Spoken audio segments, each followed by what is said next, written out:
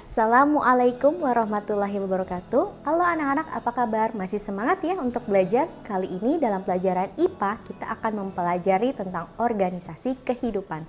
Apa sih organisasi kehidupan? Sebelumnya kalian pernah mendengarkan kata-kata organisasi di sekolah ataupun dimanapun kalian pernah mendengar kata-kata organisasi.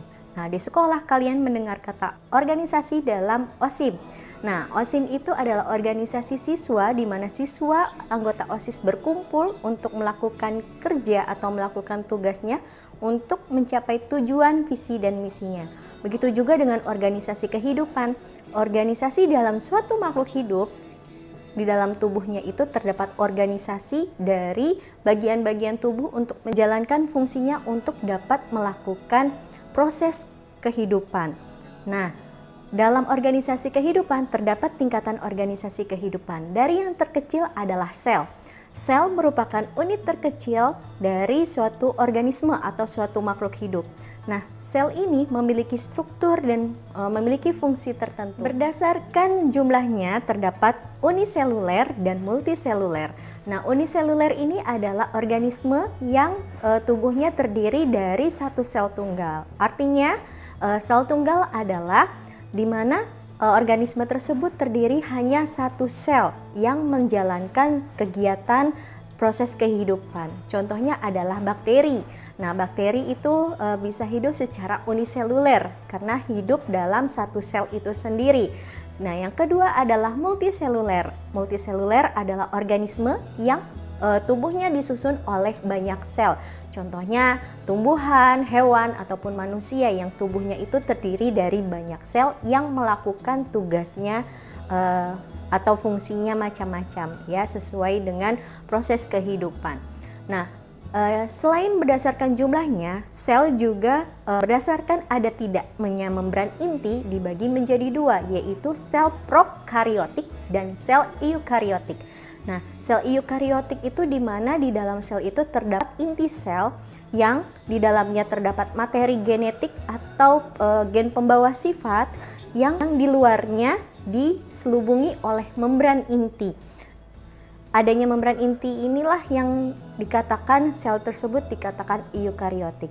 Nah, bagaimana dengan sel prokariotik? Nah, sel prokariotik adalah sel yang tidak memiliki membran inti. Jadi, materi genetik atau gen-gen pembawa sifat itu berada di sitoplasma, tersebar di sitoplasma, sehingga DNA atau materi genetik tersebut tidak diselubungi oleh membran inti. Oke, itu perbedaan antara ada atau tidaknya membran inti. Nah, di sini sel hewan dan sel tumbuhan memiliki struktur yang berbeda. Dari bentuknya kita bisa lihat dari gambar. Nah, sel hewan itu memiliki bentuk yang agak lentur ya. Sedangkan pada sel tumbuhan dia memiliki bentuk yang kurang lebih berbentuk persegi panjang atau kotak ya. Karena pada sel tumbuhan itu memiliki dinding sel.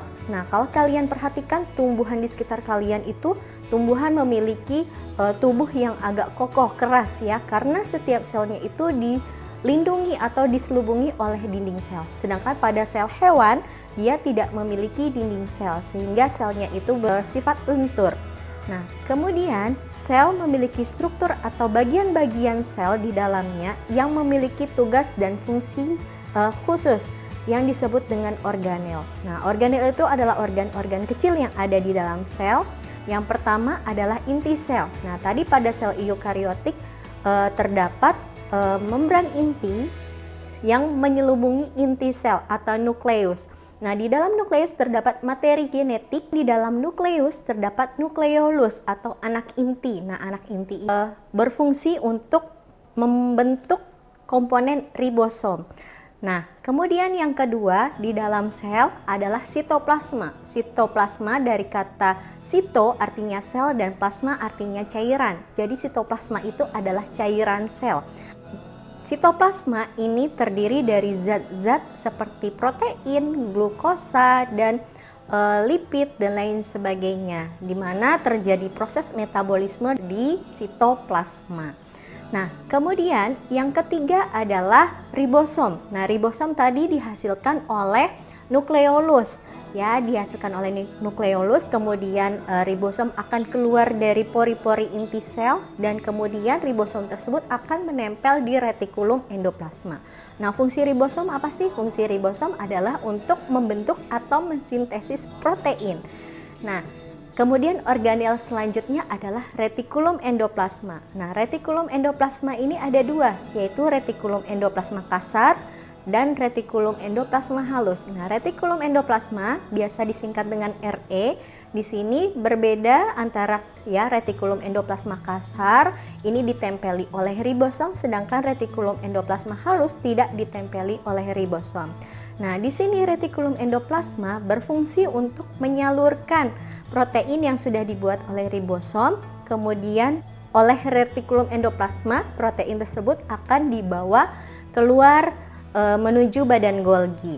Nah, organel selanjutnya adalah badan Golgi. Nah, badan Golgi ini berfungsi untuk menerima protein yang dilepaskan oleh retikulum endoplasma. Nah, kemudian badan Golgi menerima protein tersebut dan akan diubah sesuai dengan kebutuhan sel tersebut. Nah, protein di dalam badan Golgi bisa bergabung dengan lipid, bisa digabungkan dengan karbohidrat sesuai dengan kebutuhan sel itu sendiri. Nah, di badan Golgi dapat membentuk lisosom juga. Lisosom adalah organel di dalam sel yang berfungsi untuk mencerna zat-zat asing yang masuk ke dalam tubuh. Nah, selanjutnya, organel selanjutnya adalah mitokondria. Nah, mitokondria adalah organel yang berfungsi sebagai penghasil energi, di mana makanan yang kita makan akan masuk ke dalam sel dan akan dibawa ke mitokondria untuk diubah menjadi energi. Nah, semakin banyak aktivitas lebih banyak, maka jumlah mitokondria di dalam sel itu jumlahnya juga lebih banyak. Selanjutnya terdapat kloroplas. Nah, kloroplas ini hanya ada di sel tumbuhan, sedangkan di sel hewan tidak ada.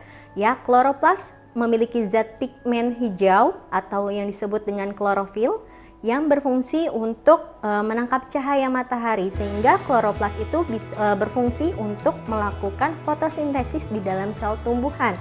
Nah, fotosintesis itu adalah proses pembuatan makanan oleh tumbuhan sehingga tumbuhan bisa mendapatkan makanannya sendiri dalam proses fotosintesis.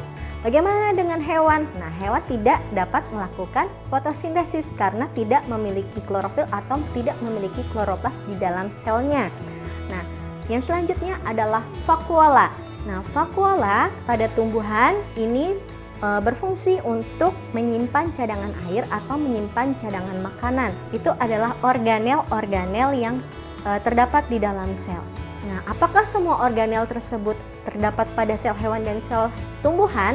Nah, di sini kita bisa lihat ya, ada perbedaan sel hewan dengan sel tumbuhan. Yang pertama tadi adalah dari dinding sel, di mana sel hewan tidak memiliki dinding sel, sedangkan sel tumbuhan memiliki dinding sel.